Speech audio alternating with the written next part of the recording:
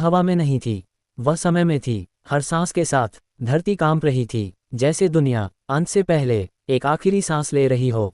आर्यन और ड्रैगन एक ही प्रकाश में जुड़े थे। दो शरीर, एक आत्मा। अंधेरे का राजा पीछे हट चुका था, लेकिन वह टूटा नहीं था। उसने कहा, अब समझ आया क्यों पहले रक्षक असफल हुआ।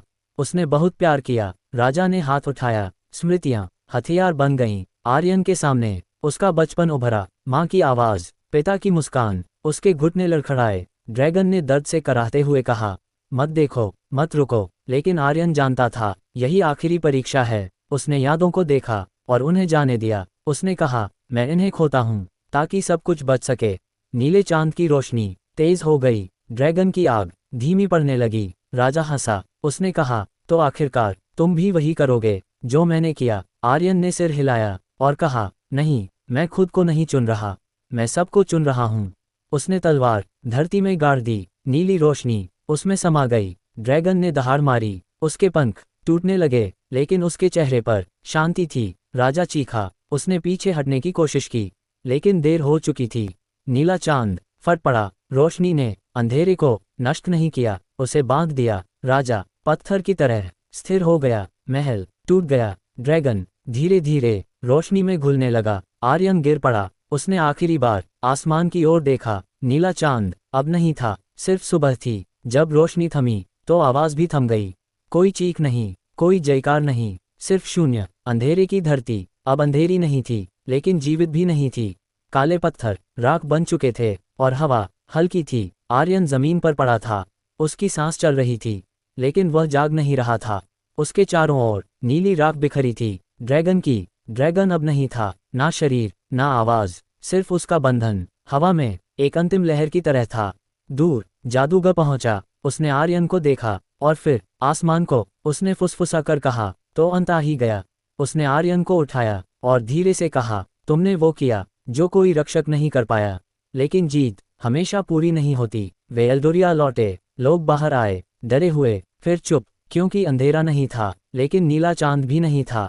समय बीतता गया। शहर बने, खेत हरे हुए, बच्चे हंसे, लेकिन रात का आसमान खाली था। आर्यन जाग गया। उसने सबसे पहला सवाल पूछा, ड्रैगन कहाँ है? जादूगर ने जवाब नहीं दिया। आर्यन समझ गया। उसने तलवार उठाई। वह अब चमक नहीं रही थी, वह सिर्फ एक तलवार थी। उसने कहा, तो अब रक्षक कौन है? जादूगर बोला, अब रक्षक एक नाम नहीं है, वह याद है। आर्यन ने आसमान की ओर देखा।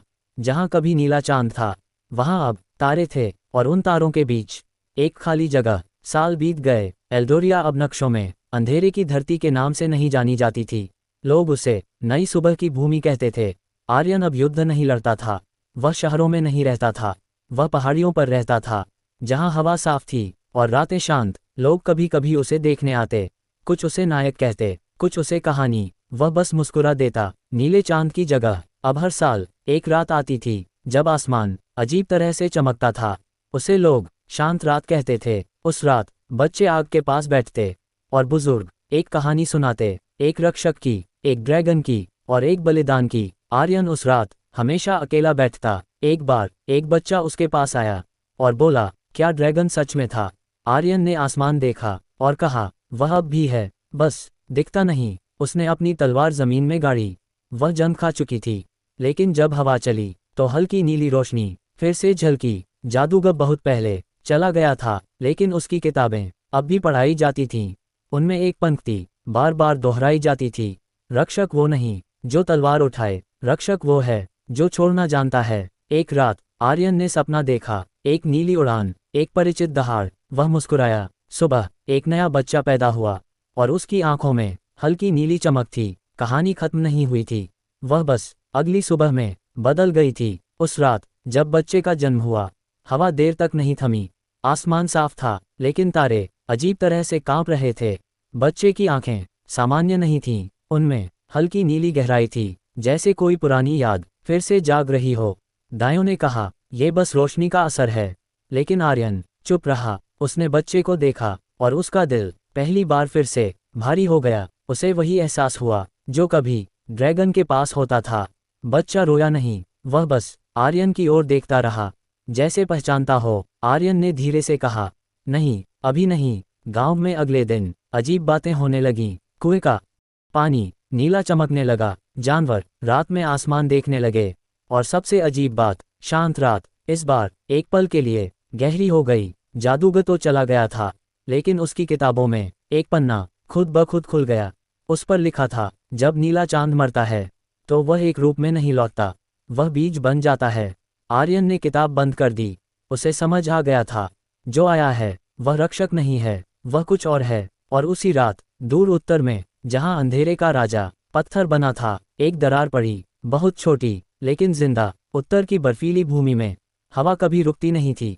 वहीं अंधेरे का राजा पत्थर बना खड़ा था। सदियां नहीं बीती थीं, लेकिन समय उसके लिए रुक चुका था। उसकी आंखें अब भी खुली थीं, लेकिन उनमें जीवन नहीं था, या ऐसा लगता था। उस रात धरती ने धीमी आवाज में कराह भरी। पत्थर की छाती पर एक दरार उभरी, बहुत छोटी, लगभग अदृश्य। लेकिन उसी पल हजारों मील दूर नीली आंखों वाला बच्चा अचानक रो पड़ा। उसकी आवाज सामान्य रोना नहीं थी, उसमें पुरानी गूंज थी। आर्यन नींद से उठ बैठा।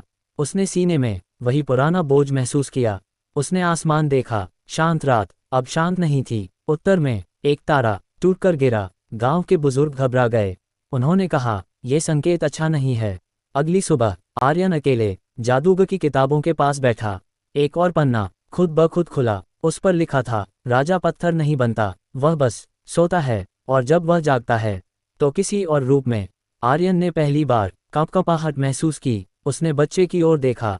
वह अब शांत था, लेकिन उसकी आंखें नीली नहीं बल्कि गहरी थीं, जैसे समुद्र। उत्तर की भूमि में बर्फ पिघलने लगी, जानवर दक्षिण की ओर भागने लगे, और पत्थर में दरार थोड़ी और बढ़ गई। अंधेरे का राजा नहीं जाग रहा था, लेकिन कुछ उसके भीतर जाग चुका था। गांव में सुबह देर से आए, जैसे सूरज आने से पहले सोच रहा हो। नीली आंखों वाला बच्चा अब 3 चांद का हो चुका था, लेकिन उसकी मौजूदगी किसी बड़े तूफान जैसी थी। वह रोता नहीं था, वह देखता था। जब भी वह जागता, हवा हल्की ठंडी हो जाती, और जब वह सोता, गांव कुछ पल के लिए बहुत शांत हो जाता। माँ डरती थी, पिता चुप रहता था। आर्यन हर दिन दूर से बच्चे को देखता। वह पास नहीं जाता था, डर से नहीं, सम्मान से। एक दिन बच्चा पहली बार हंसा। उसी पल कुएं का पानी नीला चमक उठा। लोग पीछे हट गए। कुछ ने प्रार्थना की, कुछ ने दरवाजे बंद कर लिए। उस रात बच्चा बीमार पड़ा। उसका शरीर आग की तरह गर्म था, लेकिन पसीना नीला था। आर्यन दौड़कर आया। उसने बच्चे को छुआ। एक झटका उसके पूरे शरीर में दौड़ गया। उसे वही एहसास हुआ जो ड्रैगन के साथ अंतिम युद्ध में हुआ था, लेकिन यह अलग था। ये शक्ति बंधी हुई नहीं थी, ये कच्ची थी, खुली हुई और खतरनाक। बच्चे की आंखें खुलीं। नीली रोशनी कमरे में फैल गई। दीवारों पर पुराने चिन्ह उभर आए। वे वही चिन्ह थे जो कभी नीले चांद के मंदिर में थे। बच्चे ने कोई शब्द नहीं बोला, लेकिन आर्यन ने सब कुछ सुना। एक पुकार, न डर की, न क्रोध की, मदद की। उसी समय उत्तर में पत्थर की दरार तेजी से फैली, जैसे किसी ने सांस ली हो। आर्यन ने बच्चे को सीने से लगाया। उसने कहा, मैं यहाँ हूँ। नीली रोशनी धीरे धीरे शांत हो गई, लेकिन किताबों में एक और पन्ना खुल चुका था। उस पर लिखा था, जब शक्ति बिना बंधन जन्म लेती है तो या तो वह प्रकाश बनती है या प्रलय। आर्यन ने किताब बंद कर दी। उसने फैसला कर लिया था, ये बच्चा अकेला नहीं रहेगा, भले ही पूरी दुनिया डर जाए, क्योंकि यह सिर्फ नई शक्ति नहीं थी, यह नई शुरुआत थी। समय बहता रहा, लेकिन उस बच्चे के आसपास समय अलग तरह से बहता था। लोग उसे नाम से बुलाते थे, लेकिन नाम उस पर टिकता नहीं था, क्योंकि नाम सीमा होते हैं, और वह बच्चा सीमा में नहीं था। वह चलना सीखने से पहले आसमान देखना सीख गया था। जब भी बादल जमा होते, वह मुस्कुरा देता। 5वें चांद की रात उसने पहला शब्द बोला। वह शब्द माँ नहीं था, पिता नहीं था, वह शब्द था आवाज नहीं, गूंज। आर्यन समझ गया, ये भाषा शब्दों की नहीं है, ये वही भाषा थी जो ड्रैगन की आग में और नीले चांद की रोशनी में बहती थी। गांव के लोग डरने लगे। कुछ ने कहा, ये बच्चा अंधेरे को बुलाएगा। कुछ ने कहा, ये देवताओं का दंड है। आर्यन ने पहली बार तलवार उठाई, लड़ने के लिए नहीं, रोकने के लिए। उसने कहा, ये बच्चा रक्षक नहीं है, वह युद्ध नहीं लड़ेगा, वह किसी को नहीं मारेगा। लोग चौंके। आर्यन ने आगे कहा, ये वारिस है। लोगों ने पूछा, किसका? आर्यन ने जवाब नहीं दिया, क्योंकि जवाब किसी नाम में नहीं था। उसी रात आर्यन ने सपना देखा। नीला चांद नहीं था, ड्रैगन नहीं था, सिर्फ एक विशाल द्वार था। द्वार के पार रोशनी और अंधेरा दोनों एक साथ बह रहे थे, और बच्चे की परछाई उस द्वार के बीच खड़ी थी। सुबह आर्यन ने किताब खोली। पहली बार किताब ने विरोध किया। पन्ने कांपे। फिर लिखा गया, जब रक्षक मरता है तो उसका काम किसी एक को नहीं दिया जाता, वह संतुलन में बढ़ जाता है। वारिस किसी शक्ति का नहीं, चयन का होता है। आर्यन समझ गया, ये बच्चा नीले चांद का उत्तर नहीं था। यह सवाल था। उत्तर भविष्य देगा। और उसी क्षण उत्तर की बर्फ तेजी से पिघली। पत्थर की दरार अब एक रेखा नहीं थी, वह आंख बन चुकी थी। उत्तर की भूमि अब उत्तर नहीं रही थी।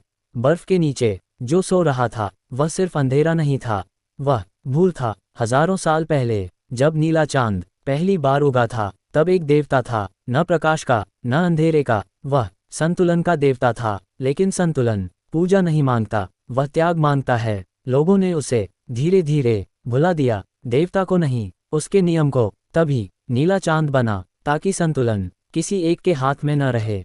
ड्रैगन उस देवता की सांस थे, रक्षक उसकी इच्छा, और अंधेरे का राजा उसका पहला विद्रोह। जादूगर ये सब जानता था, लेकिन उसने छुपाया, क्योंकि सच लोगों को तोड़ देता है। अब वह देवता पूरी तरह जाग रहा था, न शरीर के रूप में न आवाज के रूप में, वह असंतुलन में जागता था। बच्चा उस देवता का अवतार नहीं था, वह उसका दरवाजा था। जहां वह बच्चा हंसता वहां समय हल्का हो जाता, जहां वह रोता वहां यादें भारी हो जाती। आर्यन ने उत्तर की ओर देखा। उसने समझ लिया, युद्ध खत्म नहीं हुआ था, वह रूप बदल चुका था। उसी रात पहली बार आर्यन ने डर महसूस किया। डर लड़ने का नहीं, डर चुनने का, क्योंकि अब दुनिया को बचाने के लिए शायद किसी को मारना नहीं पड़ेगा, शायद किसी को याद करना पड़ेगा। और यही सबसे कठिन युद्ध था। दूर पत्थर की आंख पूरी तरह खुल चुकी थी, लेकिन वह आर्यन को नहीं देख रही थी, वह बच्चे को देख रही थी। दुनिया टूटी नहीं थी, लेकिन झुक गई थी। जहां कभी दिन और रात स्पष्ट होते थे, अब सीमाएं धुंधली हो चुकी थीं। कई जगह सूरज देर से उगता, कई जगह रात जाती ही नहीं। लोगों ने पहले इसे मौसम कहा, फिर संकेत। खेतों में फसल उगती थी, लेकिन स्वाद खो चुकी थी। नदियां बहती थीं, लेकिन पानी यादें ले जाता था। जो पीता वह सपने देखने लगता। बच्चा अब चलने लगा था, जहां वह कदम रखता धरती थोड़ी देर ठहर जाती। आर्यन ने इसे छुपाने की कोशिश की, लेकिन संतुलन छुपता नहीं। दूर दक्षिण में एक शहर खुद ब खुद खंडहर बन गया। न युद्ध न आग, बस वक्त ने उसे छोड़ दिया। उत्तर में पत्थर की आंख अब पूरी तरह खुल चुकी थी। उसके चारों ओर जमीन सांस ले रही थी। कुछ पुजारी वहां पहुंचे। उन्होंने कहा, देवता लौट आया है। लेकिन देवता खुश नहीं था, वह अधूरा था, क्योंकि संतुलन एक तरफ झुक चुका था। आर्यन ने जादूगर की आखिरी किताब खोली।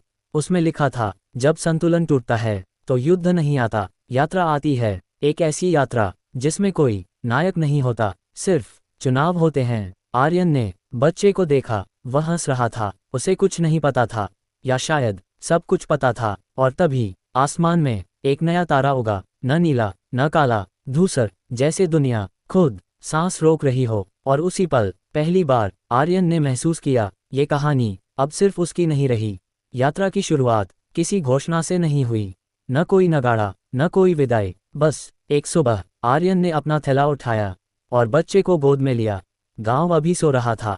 शांत रात धीरे धीरे पीछे छूट रही थी। आर्यन जानता था, अगर लोग जाग गए तो सवाल होंगे, और कुछ सवालों के जवाब नहीं होते। बच्चा चुप था, बहुत ज्यादा चुप। उसकी आंखें आसमान देख रही थीं, धूसर तारे को, जैसे वह रास्ता पहचानता हो। पहला पड़ाव पुराना पत्थर पथ था, वह रास्ता जिसे कभी जादूगर इस्तेमाल करते थे। अब वह रास्ता दुनिया के नक्शों से मिट चुका था। जैसे ही आर्यन ने उस पर कदम रखा, हवा बदल गई, समय हल्का हो गया। घंटे मिनटों जैसे बीते, और कुछ मिनट सालों जैसे भारी थे। रास्ते में उन्होंने ऐसे लोग देखे जो चलते चलते रुक गए थे, न मरे न जिंदा, बस एक ही पल में अटके हुए। बच्चे ने पहली बार आर्यन की उंगली पकड़ी, और वे लोग धीरे धीरे हिलने लगे। आर्यन की सांस रुक गई। उसे समझ आ गया, ये बच्चा संतुलन को ठीक नहीं कर रहा था, वह उसे हिला रहा था। दूसरे दिन वे एक शहर पहुंचे जो आधा मौजूद था।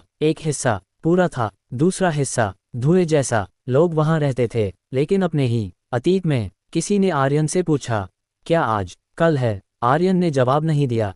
उस रात बच्चा पहली बार रोया। उसके रोने से धूसर तारा थोड़ा और चमका, और बहुत दूर पत्थर की आंख झपकी, जैसे किसी ने यात्रा को नोटिस कर लिया हो।